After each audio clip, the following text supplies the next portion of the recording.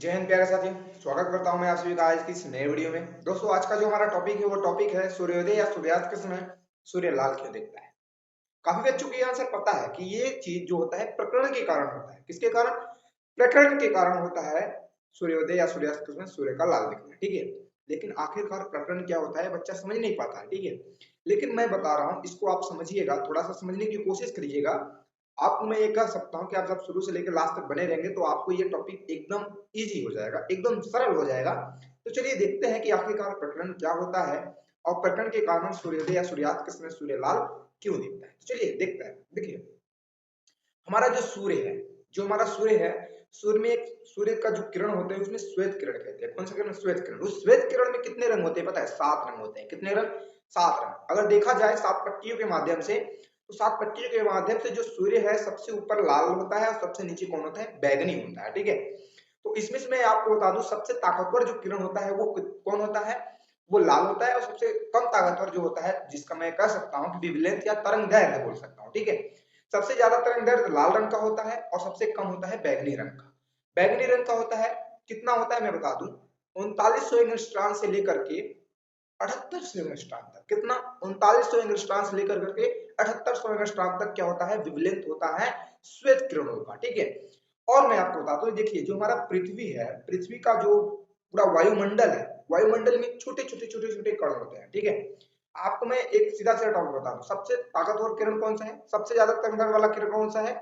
लाल रंग। सबसे कम तरंगदैर्घ्य वाला कौन सा है? बैगनी रंग। ध्यान दीजिएगा, दिमाग में एकदम बैठा लीजिए। ठीक है, जो हमारा पृथ्वी है, पृथ्वी में पूरा जो वायुमंडल है, पूरा वायुमंडल में वो छोटे छोटे छोटे छोटे कण होता है। और सूर्योदय या सूर्यास्त, ठीक है, सूर्योदय या सूर्यास्त जो भी है वो अधिकतम दूरी से होता है, पृथ्वी के अधिकतम दूरी पर होता है।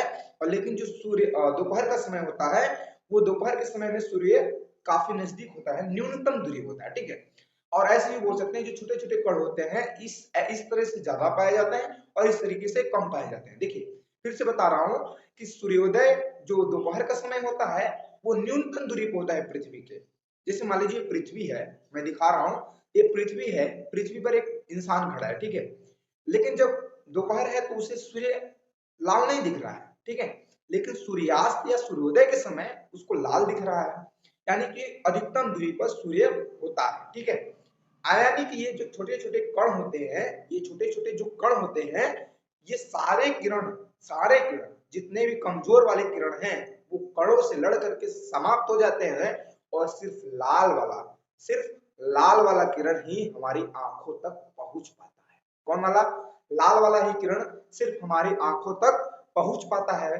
बाकी सब ये किरणें जो भी हैं वो कणों से, छोटे छोटे कणों से लड़ करके, टकरा करके समाप्त हो जाते हैं। और लाल वाला इतना ताकतवर होने के बावजूद हमारी आंखों तक पहुंच पाता है। इसी प्रकरण कहते हैं। प्रकरण का अर्थ होता है किरणों का हटना, प्रकरण हटना, प्रकरण का मतलब हट जाना। ठीक है, कौन सा किरण पहुंच पा रहा है वो हमारी आंखों तक लाल वाला पहुंच पाता है, सारी चीजों से लड़ करके लाल हमारे तक पहुंच पाता है, क्योंकि वो सबसे ताकतवर है, उसका विवलेंथ, उसका तरंग सबसे ज्यादा होता है।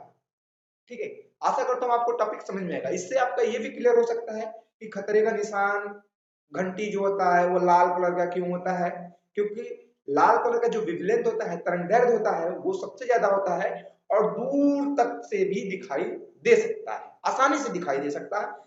ये इसका रहस्य है, ये इसका असल में टॉपिक है। ठीक है, आपको आशा करता हूं कि ये जो मैंने बताया आपको समझ में आया होगा, चित्र के माध्यम से आप समझ सकते हैं